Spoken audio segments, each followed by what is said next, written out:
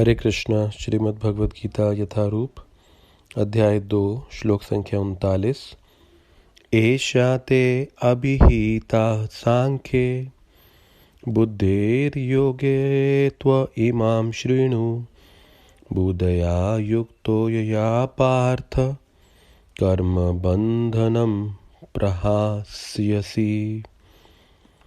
यहाँ मैंने विश्लेषिक अध्ययन द्वारा इस ज्ञान का वर्णन किया है। अब निष्काम भाव से कर्म करना बता रहा हूँ। उसे सुनो हे पृथापुत्र, तुम यदि ऐसे ज्ञान से कर्म करोगे तो तुम कर्मों के बंधन से अपने को मुक्त कर सकते हो। भगवान कृष्ण ने पिछले श्लोकों में अर्जुन को बताया कि ये शरीर का परिवर्तन निश्चित होगा, आत्मा में कभी परिवर्तन नहीं होगा। तो शरीर और आत्मा के भेद को समझाया। और ये शरीर का परिवर्तन होता क्यों है, तो उसका कारण है कर्म बंधम। कर्मों के बंधन के कारण हमारे ये शरीर का परिवर्तन आता है। अब पिछले श्लोक में पिछले श्लोक तक भगवान कृष्ण चाह रहे थे कि अर्जुन अपना गांडीव उठाएं और युद्ध करना आरंभ कर दें, लेकिन जब अर्जुन के भाव अभी तक बदले नहीं हैं, तो अब भगवान कृष्ण इस श्लोक से आगे गीता को एक नई गहराई की ओर लेकर जाएंगे।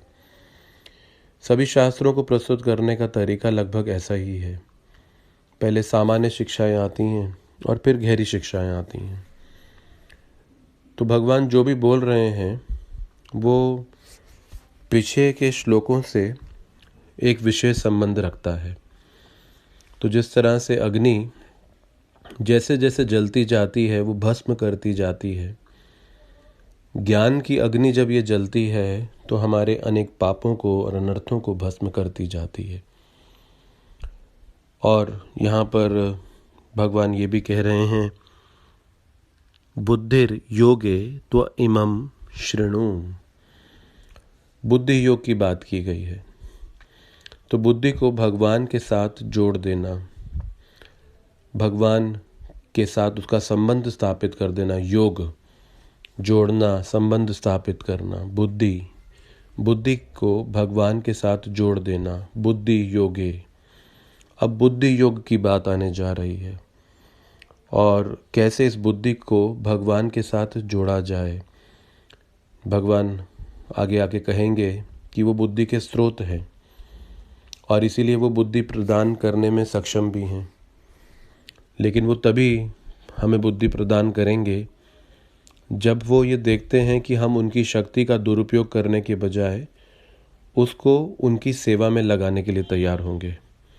और भगवान कह रहे हैं, इमाम शृणु, अब ध्यान से सुनो। जो मैं अब गहरी शिक्षाएं देने जा रहा हूँ, अब उसे ध्यानपूर्वक सुनो।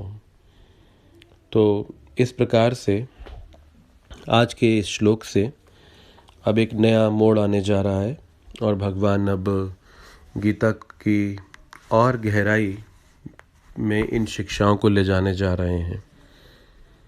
तो भगवान कृष्ण ने अभी तक सांख्य योग का वर्णन दिया था। तो सांख्य योग का अभिप्राय है कि आत्मा और शरीर का विश्लेषणात्मक अध्ययन, जिससे शरीर और आत्मा में हम भेद करना सीख सकें, उसका अंतर समझ सकें। लेकिन अब भगवान बुद्धि योग की बात करने जा रहे हैं।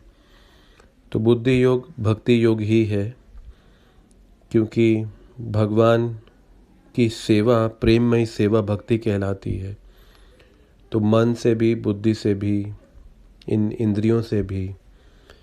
तो ये भक्ति योग की अब चर्चा भगवान विशेष करने जा रहे हैं आने वाले श्लोकों के माध्यम से।